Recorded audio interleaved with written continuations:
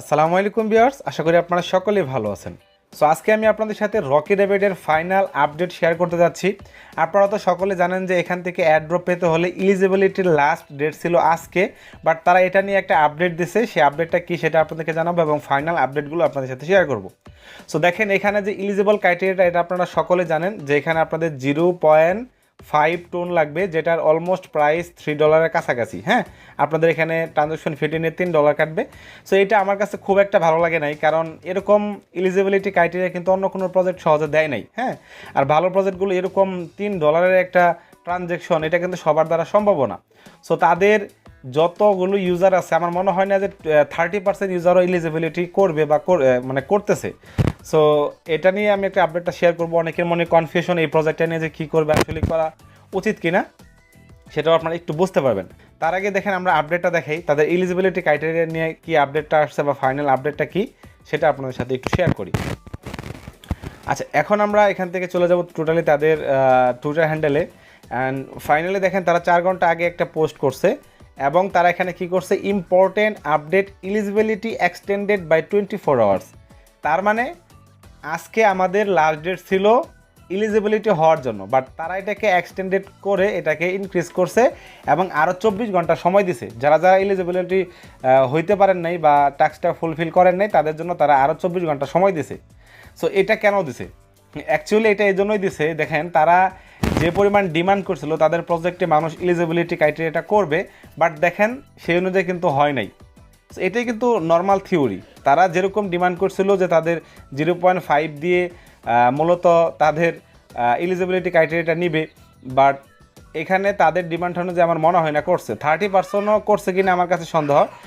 এর জন্যই তারা দেখছে যে অনেক কম পরিমাণে ইউজার কিন্তু এখানে এলিজিবিলিটি নেয় নাই। এটা স্বাভাবিক, সবার দ্বারা $3 খরচ করে একটা এলিজিবিলিটি নেওয়া অ্যাড্রপে এটা কিভাবে হয়? মিলিয়ন মিলিয়ন ইউজার সবার কাছ থেকে $3 করে নিচ্ছে, এটা আসলে আমার কাছে খুব একটা ভালো মনে হয় নাই। আচ্ছা, যাই হোক, তারা কি করছে এখন এটাকে একটু আপডেট মানে ইনক্রিজ করছে টাইমটাকে। আপনারা চাইলে 24 ঘন্টা সময় আরও আছে।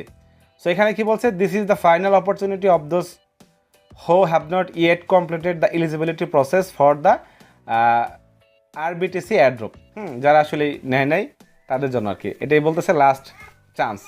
আচ্ছা, সো এটা গেলো একটা আপডেট। তারপরে তারা এখানে একটা আপডেট দিয়েছিল 7 ঘন্টা আগে, এটা তো আপনারা মোটামুটি অনেকেই জানেন যে সেপ্টেম্বর 20-এ তাদের এলিজিবিলিটি টাস্কটা শেষ করতে চাইছিল, বাট এটাকে তারা আরও সময় বাড়াইছে 24 ঘন্টা। তারপরে এখানে বলছে 21 তারিখে তারা কোয়ালিফাইড ইউজারদেরকে একটা করবে, স্ন্যাপশট নেবে। তারপর 22 তারিখে অ্যাড্রপ ডিস্ট্রিবিউশন করবে এবং 23 তারিখে আমাদেরকে উইথড্রল দেবে এবং ওই 23 তারিখে লিস্টিং হবে। মানে টিজিই যেদিন হবে লিস্টিংও সেদিন হবে, একই ডেটে হবে। এবং তারপরে তারা কি বলছে, এরপরে কিন্তু নতুন করে আরও একটা প্রজেক্ট নিয়ে আসবে সিজন 2 এর, এবং সেখানে তারা নতুন করে লিখছে release a new season of P2E, মানে প্লে টু আর্ন, নতুন একটা সিস্টেম তারা নিয়ে আসবে সিজন 2-তে। সো এখন তারা যদি প্রথম সিজনে এরকম ইউজারদের ওইভাবে স্যাক্রিফাইস না করে ইউজারদের জন্য, তাহলে তো আমার মনে হয় না সেকেন্ড প্রজেক্ট তাদের খুব একটা ভালো হবে। সো মোটামুটি তাহলে আপডেটটা কি?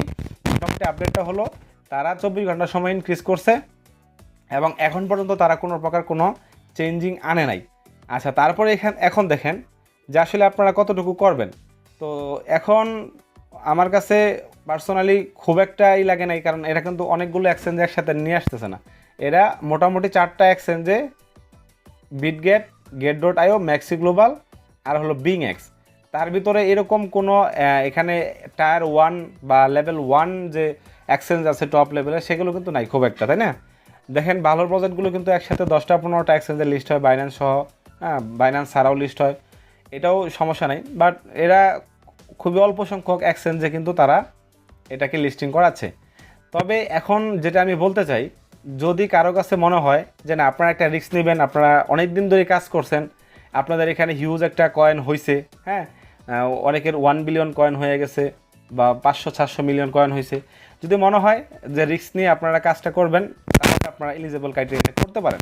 বাট যদি আপনাদের মনে হয় যে না আপনারা অল্প দিন কাজ করছেন, কয়েন কম, খুব ভালো কিছু দিবে না, এটা আসলে আপনাদের ব্যক্তিগত মতামত অনুযায়ী করবে। এখন আমি বলবো যে আপনারা এটা করে ফেলেন, সে দেখা গেলো যে পরবর্তীতে এমন একটা অ্যাড্রপ দিলে আপনাদের $3 উঠতেছে না, সো তাহলে কিন্তু অনেকটা সমস্যা হতে পারে, আপনাদের কাছে মনে হতে পারে। তো এখন যেটা বিষয় হলো যে আপনারা চাইলে আপনাদের মন যদি ইচ্ছা করে একটা রিস্ক নিতে পারেন, তা না হলে তার কিছু করার নেই। আপাতত এতটুকুই আপডেট, আশা করি আপনারা বিষয়টা বুঝতে পারছেন। তো দেখেন কি হয়, যদি আপনাদের মনে ইচ্ছা হয় বা আপনাদের অ্যাবিলিটি থাকে তাহলে আপনারা এলিজিবল করে এয়ারড্রপে অংশগ্রহণ নিতে পারেন। ধন্যবাদ সবাইকে। আজকের এই ভিডিও এ পর্যন্তই, নেক্সট ভিডিওতে দেখা হবে।